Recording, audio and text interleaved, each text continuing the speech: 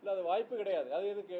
நாங்கள் பாஜக எதிர்க்கிறதுக்காண்டி தான் நாங்கள் இந்த திமுக கூட்டணியில் 4 வருஷத்துக்கு முன்னாடி நாங்கள் சேர்ந்தோம். நாங்கள் இன்றைக்கும் அதில் ஒருமித்த ஒரு கருத்தோட நாங்கள் மாத்திரம் கிடையாது, பொது உடைமை இயக்கம், காங்கிரஸ், விடுதலை சிறுத்தைகள் எல்லா இயக்கங்களும் ஒருமித்த கருத்து. என்ன கருத்துனா, இந்த 2024 நாடாளுமன்ற தேர்தலில் யார் வரக்கூடாது, பாஜக ஆட்சிக்கு வந்துடக்கூடாது, மறுபடியும் நம்முடைய பிரதமர் மோடி அவர்கள் மறுபடியும் பிரதமராக ஆயிடக்கூடாதுங்கிற அந்த ஒரு இதில் மதவாத சக்திகளுக்கு மறுபடியும் ஒரு வாய்ப்பு கொடுத்துடக்கூடாதுங்கிறதுல நாங்கள் இருக்கிறோம். அதெல்லாம் நீங்கள் சொல்கிறதுலாம் வாய்ப்பே கிடையாது.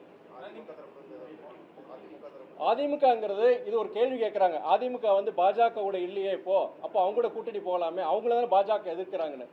அதன் முதல்ல வந்து மக்கள் நம்பணும். இப்போ சமீபத்தில் வரைக்கும் அவங்க அந்த கூட்டணியில் இருந்தாங்க.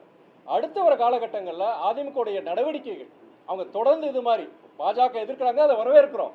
ஆனால் இந்த பாஜகவை எதிர்க்கிறது வந்து அடுத்து வர காலகட்டங்களில் அவங்க அதை நிரூபிக்கணும், அது ஜனங்கள் நம்பணும், நாங்களும் நம்பணும்.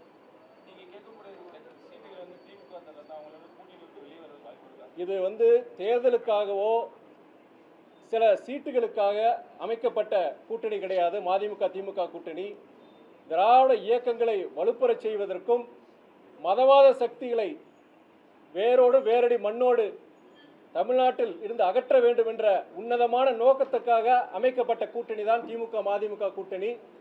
இதில் நீங்கள் சொல்கிற மாதிரி அந்த ஒரு சீட்டு வந்து கம்மியாக கொடுப்பாங்க, ஜாஸ்தியாக கொடுத்தா நாங்கள் இதெல்லாம் மாற்றம் வரணும், அது வாய்ப்பு கிடையாது.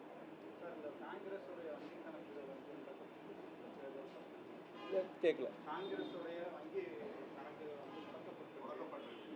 இன்னைக்கு சகோதரர் வந்து என்ன சொல்றாருன்னா, காங்கிரஸுடைய வங்கி கணக்கு முடக்கப்பட்டிருக்கு சொல்லியிருக்கிறாரு. காங்கிரஸ் வங்கி கணக்கு மாத்திரம் கிடையாது, யாரெல்லாம் பாரதிய ஜனதா கட்சியை எதிர்க்கின்றார்களோ அவர்களுக்கு income tax enforcement directorate, CBI போன்ற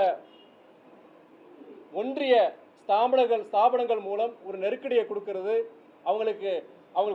அவங்களுக்கு வந்து ஒரு தப்பான சில வழக்குகள் அவங்களை ஜோடித்து அவங்கள வந்து கைது செய்கிறது, அவங்க வழக்குகள் போடுறது, அவங்களுடைய வங்கி கணக்கு முடக்கிறதுங்கிறது இது கிட்டத்தட்ட 9 வருஷமாக பார்த்துட்டு இருக்கோம் நம்ம. ஆனால் இதெல்லாம் மீறி இந்த 2024 தேர்தலில் வந்து இது ஒரு இந்தியா கூட்டணி ஒரு மாபெரும் வெற்றியை பெறும்னு நாங்கள் நினைக்கிறோம். அதை இந்த எலக்ட்ரல் பால்ஸ், இந்த தேர்தல் பத்திரங்களுக்கு இன்னைக்கு உச்சநீதிமன்றம் ஒரு தீர்ப்பு கொடுத்துருக்கு இல்லையா, இது ஒரு சம்மட்டி அடி. இது போல் வர்ற காலங்களில் இனியும் 2-3 மாதம் இருக்குது. இதில் வந்து கண்டிப்பாக இந்தியா முழுவதும் இந்த பாஜக மதவாத பாஜக எதிரான ஒரு சூழ்நிலை உருவாங்குற நம்பிக்கையோடு இருக்கிறோம் நாங்கள். நீங்கள் அதிக வாய்ப்புன்னு சொல்லும்போது நீங்கள் தெற்க போனீங்கன்னு வச்சுக்கோங்க, அங்கே சில தொகுதியில் சொல்கிறாங்க. இப்போ நாங்கள் கொங்கு மண்டலத்துக்கு வரும்போது இங்கே சில தொகுதியில் சொல்கிறாங்க. சென்னை மண்டலத்துக்கு போனீங்கன்னா இங்கே எங்களுக்கு எல்லா இடங்களும் இயக்க தோழர்கள் நிர்வாகிகள் அங்கங்கே அவங்க விருப்பத்தை தெரிவிக்கிறாங்க. ஆனால் கூட்டணி எங்களுடைய தலைமையும் சரி, கூட்டணி தலைமை திமுக, குறிப்பாக நம்முடைய முதலமைச்சர் அண்ணன் தளபதி அவர்களும் எல்லாம் சேர்ந்து ஒருமித்த ஒரு முடிவுக்கு வருவாங்க. அதாவது நாங்கள் சென்ற முறை பொறுத்த வரைக்கும் மதிமுக ஒரு லோக்சபா ஒரு ராஜ்யசபா 2 சீட்டு கணக்கு வச்சுக்கோங்க. இந்த முறை கூடுதலாக ஒரு லோக்சபா நாங்கள் கேட்டிருக்கிறோம். தம்பி வந்து ரொம்ப ஆர்வப்படுறாரு. நீங்க என்ன நினைச்சாலும் இந்த தேர்தலை பொறுத்த வரைக்கும் நாங்கள் எக்காரணத்துக்கிட்டோம் நாங்கள் வந்து இந்த தேர்தலை பொறுத்த வரைக்கும் இந்த கூட்டணியிலேருந்து நாங்கள் வெளியே வர மாட்டோம். திமுக கூட்டணியில் தான் இருப்போம். நாங்கள் சீட்டு கொடுக்குறாங்க இல்லையோ நாங்கள் இந்த எலெக்ஷனில் திமுகவோட தான்.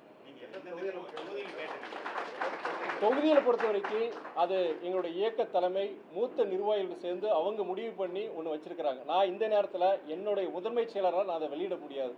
அது இப்போதான் எண்ணிக்கை கொடுத்துருக்கோம். எண்ணிக்கை இத்தனை சீட்டுன்னு சொல்லி அவங்க சொல்லும் போது அந்த எண்ணிக்கையை பொறுத்து அப்போ இந்த சீட்டுகள் கொடுக்குன்னு சொல்லி அவங்க சொல்ல முடியும். இப்போ நம்ம சொல்ல முடியாது.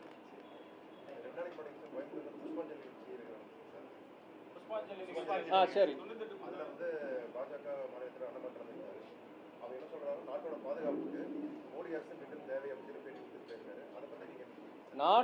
நாட்டின் பாதுகாப்புக்கு மோடி அரசு தேவைன்னு சொல்லியிருக்கிறாரு நம்ம சகோதரர் அண்ணாமலை. இப்போ இந்த 9 வருஷத்துல 2014 2024 வரைக்கும் இந்த 9 வருஷத்துல கிட்டத்தட்ட 1.5 லட்சம் விவசாயிகள் தற்கொலை செஞ்சிருக்கிறாங்க. நம்முடைய பிரதமர் மோடி அவர்கள் 2014ஆம் ஆண்டு ஆட்சி பொறுப்பு ஏற்றுவதற்கு முன்பு தேர்தல் பரப்புரையில் என்ன சொன்னாரு? விவசாயிகளுடைய வருமானத்தை நான் இரட்டிப்பு செய்வேன்னு சொன்னார். ஆனால் அது செய்கிறது மட்டும் இல்லாமல் புதிய வேளாண் சட்டங்கள், இந்த விவசாயத்துக்கு உண்டான புதிய சட்டங்கள் 3 சட்டங்களை கொண்டு வந்தார். அதுக்கு பலத்த எதிர்ப்பு.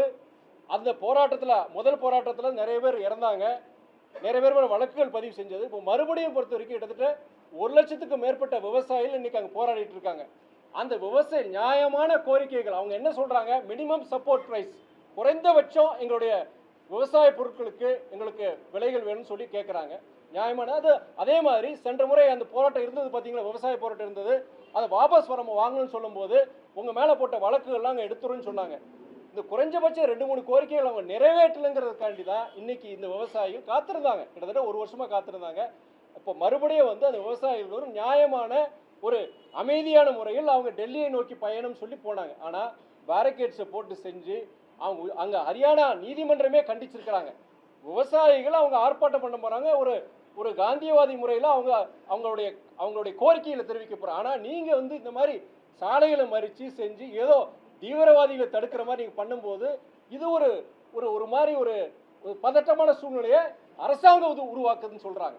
இப்போது நீங்கள் ட்ரோனை வச்சு பறக்கிற ட்ரோனை வச்சு கண்ணீர் புகை குண்டு இது வந்து தீவிரவாதிகள் மேலே தான் போடுவீங்க, இல்லை பாகிஸ்தான் மேலே போடுவீங்க. நமக்கு எதிரான நாடு பாகிஸ்தான், அது மேலே போடுவாங்க. இது நமக்கு யார் விவசாயிகள் இது இல்லைன்னா சோறு கிடையாது. அவங்க மேலே இன்னைக்கு அந்த கண்ணீர் புகை குண்டை வீசிட்டு இருக்கிறாங்க. ஆனால் நம்மளோட விவசாயிகள் எதுக்கு இந்த இடம் பயப்பட எல்லாத்துக்கும் தயாராக இருக்கிறாங்க. இன்னைக்கு அந்த ட்ரோனை கீழே இறக்குற மாதிரி காத்தாடி மூலியமா இன்னைக்கு அந்த ட்ரோனை கீழே கொண்டு வந்திருக்கிறாங்க. அதனால விவசாயிகளை நீங்க அச்சுறுத்த முடியாது. இது அதனால நான் சொல்றேன், நீங்க அண்ணாமலை சொல்றாரு இல்லையா, நாட்டின் பாதுகாப்புன்னு. சொந்த விவசாயிக்கு நம்ம விவசாயம் நமக்கு சாப்பாடு கிடையாது, அந்த விவசாய குண்டு வச்சு இன்னைக்கு கொண்டுட்டு இருக்கிறாங்க இன்னைக்கு பாஜக அரசு. இவங்களுக்கு எதுக்கு? இவங்க நாட்டுடைய பாதுகாப்புக்கு இன்னைக்கு ராமர் கோயில் பிரச்சனையை கொண்டு வந்திருக்கிறாங்க. இன்னைக்கு அந்த ராமர் கோயில் பிரச்சனைனால பல்லாயிரக்கணக்கான இந்துக்களும் இறந்திருக்கிறாங்க. இஸ்லாமியர் மாத்திரம் கிடையாது, இந்துக்களும் இறந்திருக்கிறாங்க. இன்னைக்கு இந்த மத அரசியல் வச்சு இன்னைக்கு அவங்களுடைய வாக்கு வங்கியை நிரப்பி இன்னைக்கு ஆட்சி அதிகாரத்துக்கு வரணும்னு நினைக்கிறாங்க. நீங்க வந்து உண்மையில அவங்க ராமர் மேல எந்த பற்றும் கிடையாது, ராமர் மேல பற்று கிடையாது. அவங்க 2014 சொல்ற இப்போ இல்ல 2014 2 முறை நீங்க வாய்ப்பு கொடுத்துட்டாங்க. போன முறை என்ன சொன்னாங்க, எங்களுக்கு 5 வருஷம் பத்தாது, இன்னொரு டேர்ம் எங்களுக்கு கொடுங்க அப்படின்னா முழுமையா நாங்க முடிச்சிருவோம். முழுமையா முடிச்சுட்டாங்க. இன்னைக்கு விவசாயிகள் இன்னைக்கு செத்துட்டு இருக்கிறாங்க. இன்னைக்கு வேலையில்லாத திண்டாட்டம் அவ்வளவு பிரச்சனையா இருக்கு. அது இல்லாமல் பெட்ரோல் டீசல் விலை அதையும் பாருங்க. நீங்க அவங்க ஆட்சிக்கு வரும்போது லிட்டர் 72, டீசல் 55 இருந்தது. இன்னைக்கு 102 ரூபா 94 ரூபா இன்னைக்கு டீசல். அதே சர்வதேச சந்தையில் இன்னைக்கு ரஷ்யா கிட்ட இருந்து வாங்கிட்டு இருக்காங்க. பீப்பா வந்து அப்போ $100 இருந்தது, இன்னைக்கு வந்து $60 தான் இன்னைக்கு வாங்கிட்டு இருக்காங்க. வாங்குற அந்த சர்வதேச சந்தையில் கச்சா எண்ணெய் விலையும் இன்னைக்கு பாதியாக குறைஞ்சிருச்சு. ஆனால் இரட்டிப்பாக இருக்குது இன்னைக்கு பெட்ரோல் டீசல் விலை. இந்த பெட்ரோல் டீசல் விலை உயர்வால் இன்னைக்கு தமிழ்நாட்டில் மட்டும் கிடையாது, இந்தியா முழுவதும் எல்லா பொருளோட விலையும் கூடிருச்சு. இன்னைக்கு நம்மளோட எதிர்கட்சிகள் சொல்றாங்க தமிழ்நாட்டில் எல்லா பொருட்களோட விலை கூடிருச்சு, பால் மருந்து எல்லாம். அதுக்கு கூடுறதுக்கு காரணம் யாரு? ஒன்றிய அரசு தவிர உடைங்கிறது கிடையாது. திராவிட இயக்கங்கள் மாதிரி கொலை சொல்றாங்க. இன்னைக்கு திராவிட இயக்கங்கள் திமுக இருக்கட்டும் அதிமுக இருக்கட்டும், அவங்களுடைய இந்த திராவிட இயக்க கொள்கைகளால தான், இருமொழி கொள்கை இந்த மாதிரி பல இதனால தான் நம்ம வந்து இன்னைக்கு படிப்பறிவு, கல்வி அறிவு, வேலை வாய்ப்பு இன்னைக்கு நம்ம பசங்க உலகம் முழுவதும் இன்னைக்கு பல்வேறு துறையில இன்னைக்கு கூட வச்சுட்டு இருக்கிறாங்க. இன்னைக்கு அந்த வட மாநிலங்கள் இங்க பிழைக்கிறதுக்காண்டி இங்க வர்றாங்க. நம்ம வந்து இன்னைக்கு அவங்க சொல்ற மாதிரி பாஜக சொல்ற மாதிரி இன்னைக்கு வந்து அவங்க எவ்வளோ நாங்கள் சிறப்பாக செயல்பட்டு செஞ்சோம், திராவிட இயக்கங்கள்னால தான் இன்னைக்கு எல்லாமே அழிஞ்சு போச்சு, தமிழ்நாடு பாழாய் போச்சுன்னு சொல்றாங்க பாஜக.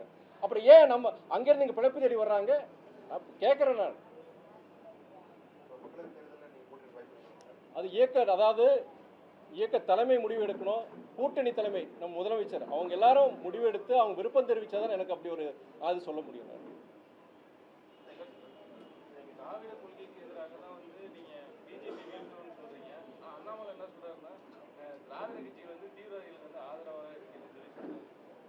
அதாவது இன்னைக்கு தீவிரவாதம்னு சொல்றாரு இல்லையா, நான் ஒன்னே ஒன்று சொல்றேன் பத்திரிகையாளர்களுக்கு. இன்னைக்கு தமிழ்நாட்டில் நிதி நிறுவன மோசடிகள், கோயில் சொத்தை அபகரிக்கிறது, மிகப்பெரிய முக்கியமான குற்றவாளிகள் எல்லாரும் இன்னைக்கு போய் சேர்ற கட்சி ஐக்கியமான கட்சி இன்னைக்கு பாரதிய ஜனதா கட்சி தான். நாட்டை வந்து இவங்கன்றது முதல்ல பாதுகாக்கணும்.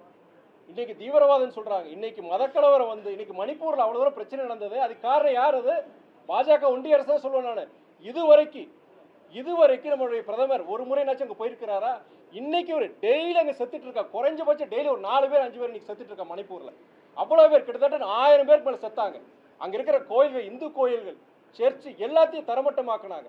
அங்க இருக்கிற அரசியல்வாதிகளுக்கு, முதலமைச்சருக்கு, நாடாளுமன்றம் யாருக்குமே பாதுகாப்பு கிடையாது.